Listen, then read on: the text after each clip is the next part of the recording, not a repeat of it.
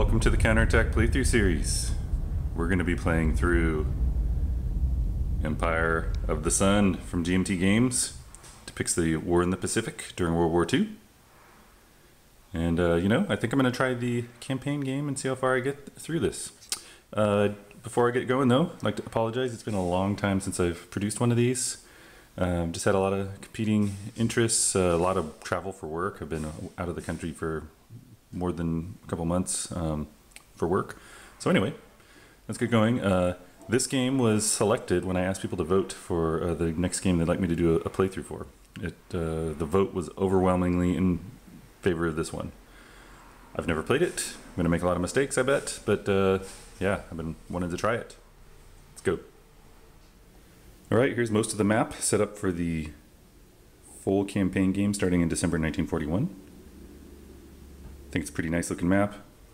By doing the campaign, I'm going to attempt to get through the full campaign, but I do have a lot of interruptions in life, and there is a good chance that maybe I won't finish the whole campaign. We'll see. I'm going to give it a try. But either way, I will cover as many of the rules as possible so that you get a good feel for the game. I won't quit before then, but maybe I won't quit at all. So let's zoom down to the Japanese home islands and get a start. Alright, here's the Japanese home islands. I'm looking at them right now because I know the campaign starts there. So this game, designer is Mark Herman, by the way, I'm sure you are aware. This game is a card-driven game using a system that he invented as far as I'm aware. Each player is going to have cards, and they're going to play those cards and be able to take certain actions with them. However, on this first turn, it's a bit scripted to try to recreate the beginning of the war in the Pacific. At least it's the beginning for some people. It's been going on for a while if you think about China. Yeah, so in this beginning, the Allies aren't going to have any cards, so this hand is empty. The Japanese get 2 cards. And these are 2 very specific cards per the campaign. It's card 1 and card 2. And they have to be played in order by the Japanese. The Allies basically, there's almost nothing they can do in this turn. You can skip to the 1942 campaign. I guess it would be called a campaign if you don't like this, but I think it makes it interesting. Not only you get to start with the attack on Pearl Harbor, but all the other crazy stuff that happens at the beginning of the war.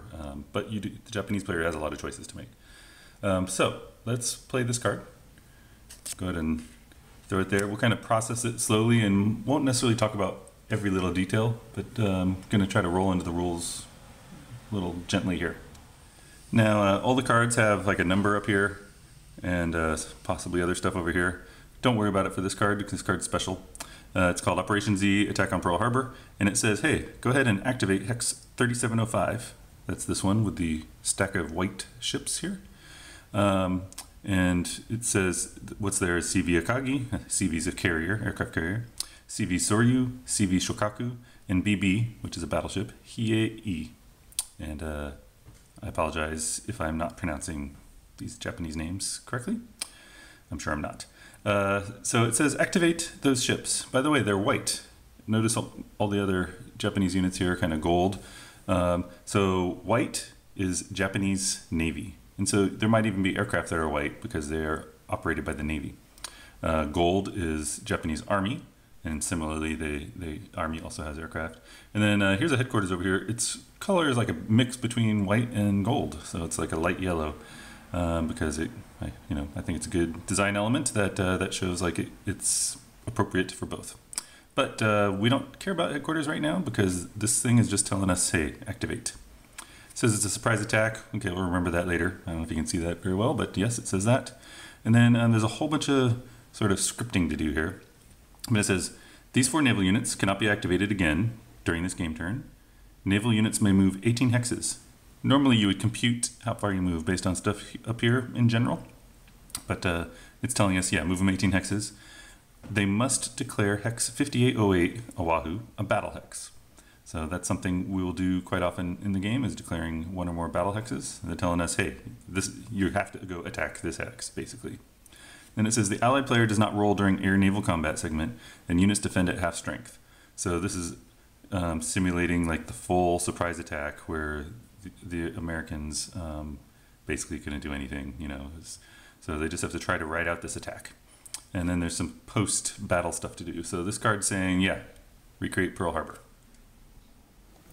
All right, here's a high-angle view so that we can see Japan over here and kind of fit Pearl Harbor in. There's Oahu, that stack of units right there. You can see the U.S. American carriers are out to sea, and if you're familiar with this battle, you would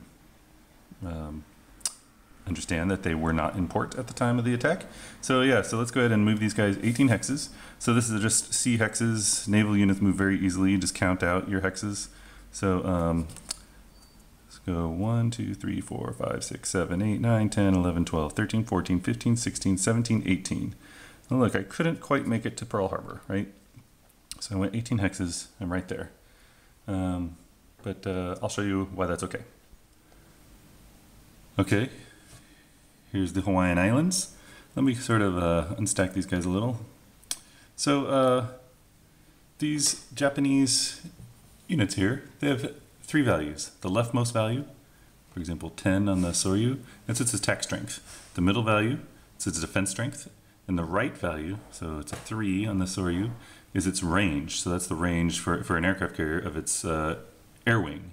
So we are 1, 2, 3 hexes from Oahu, which means we can attack it with the air wings of those carriers. The battleship that came along, it doesn't have a range. That means for it to participate in combat, it has to be in the target hex, the battle hex. So it will not participate in battle directly, but we'll find out as we play the game that it potentially could still take losses. Of course, in this scenario, it's specified that the Allies cannot really fight back, so that battleship's safe. So the card did say declare a battle hex, so we moved, and then we declare a battle hex. So it has to be a hex we're capable of attacking. Battle hex right there. All right, and I'm being kind of silly, but this will be a procedure we do quite a bit. So let me spread the US units out a little bit. So I'm going to separate them by naval and air units. So they have a battleship and a CA as a cruiser. And there's a land unit there, which we'll ignore for a moment. There's a headquarters we'll ignore. And there's another air unit. Incidentally, the Americans have 2 different colors for their units, like the Japanese, blue for Navy, green for Army. And then the headquarters is sort of in between color. But we're just going to worry about the air and naval units. So air naval combat, where you're doing an attack with air and naval units, they must attack air and naval units if they are present and can't attack land units. If there are no air naval units present, then you could attack land units. But so anyway, we're going to do a battle here. Now normally both sides would add up their combat strengths, but since the Americans are prevented by the special rules of the card from attacking back, then we don't even have to worry about it. So let's add up the attack strengths of the Japanese. So we can see here Soryu's attack strength is 10, Shokaku is 14, and Akagi is 12. So that is 36 attack points. We're not adding the battleship's attack strength because it is out of range. So we got 36 attack strength total. And then we need to take note of the intelligence condition. So the intelligence condition of the card is surprise attack. Now that has other effects in other battles, but in this battle, it's kind of streamlined. It just has a die roll modifier, but it has the meaning of the intelligence condition can adjust a lot of stuff about a battle. So now we want to, for both sides, but only one side's allowed to fight in this situation, is we want to compute the combat effectiveness. So like, how well is this attack of 36 strength points going to go? What's its quality, I suppose? Or maybe it factors luck into it as well. So we're going to go to a chart and roll for that. I'm not always going to show this chart, but I'll show it the first few battles we do. So here's the air naval combat results table. And I'm going to roll a 10-sided die. And look at the chart. I probably should have rolled the red die since this is Japan, but rolled a 4. Okay, and then we modify it. Die roll modifiers. The only one applicable here is +3 for a surprise attack. So I really rolled a 7. Then we look up what's the effectiveness. 7 is 1. So all that's saying is I'm going to multiply my combat strength, my attack strength, by 1. So it's unchanged. But you can see here it could have been cut in half. It could have been cut in a quarter. Then there's a special case. Yeah, so that basically means, okay, we went in with 36 attack strength and we still have it because we were effective. Okay, now that we've computed that, the combat is very simple. It's a lot different from other war games. So we're going to take our 36 attack points and we're going to just start applying them to the defense strength of the enemy. Now remember, the card said the units defend at half strength. So the New Orleans here is only 4 defense instead of 8, 5 defense instead of 10, 5 and 5. So we're going to apply the 36 points against the defense strength.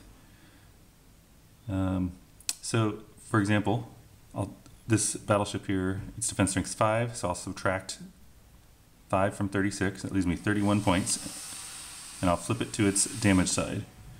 I apologize if you hear construction sounds in the background. There's no way for me to stop it. So I just damaged this battleship. 1 more damage and it'll destroy it. So I have 31 strength points left. I'd like to destroy this battleship, but you can't destroy a unit unless there's a special role that might let you do this, but you can't destroy a unit until all the other units have been damaged first, so I can't destroy it yet.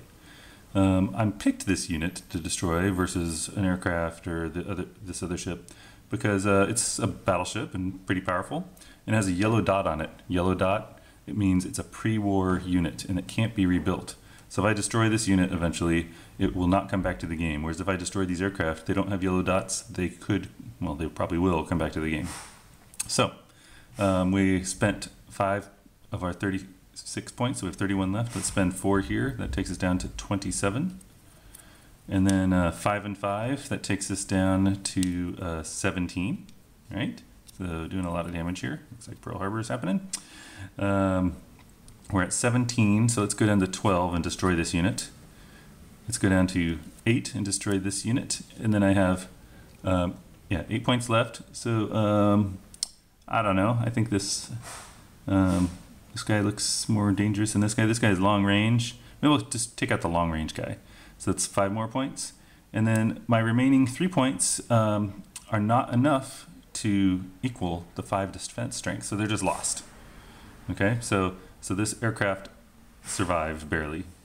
So go ahead and put this stuff back. I like putting aircraft on top of land units and headquarters on top of those. Okay, so that's that, and there's no consequences to the Japanese. Now most battles will have more things going on for them, but this one's streamlined, like I said. So after the battle, which it's finished, the card here says,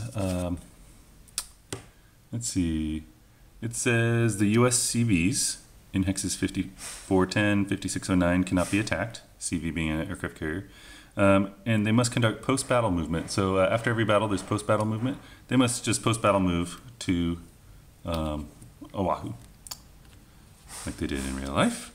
And then the Japanese post-battle move, they just use whatever movement points they started with, they get again. So they had 18 to get here, they have 18 to go back. I need to decide where they're going to go.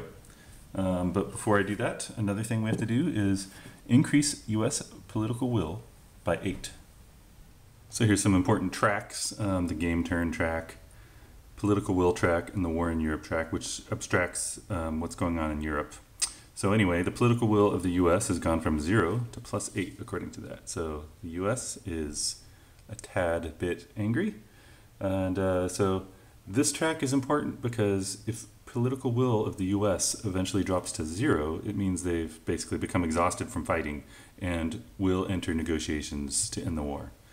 So one of the strategies for Japan is to try to get the US will to drop to 0. And of course there's other ones as well. Okay, so let's take a look at where we might want to move our attack force. So here's the overall map again. We can see our attack forces are right there. So obviously we could move 18 right back to where we came from, right there. But we don't have to. Post-battle movement, you can just move your ships to a port that you control.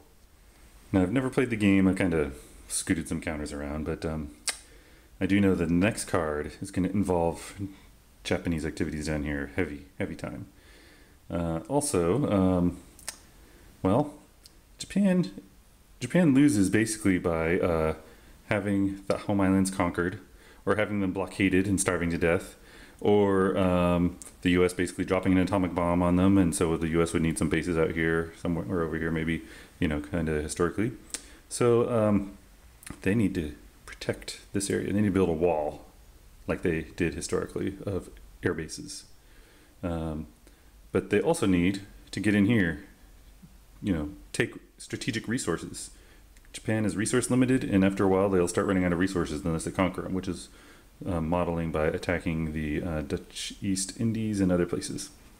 And of course we got China and India and so on. So where to put this attack force, I don't know what the right thing to do is, but I'm kind of thinking if I bring them in down here, later they'll be in a spot where they can support over here, or they can defend against an American push down to here, and so on.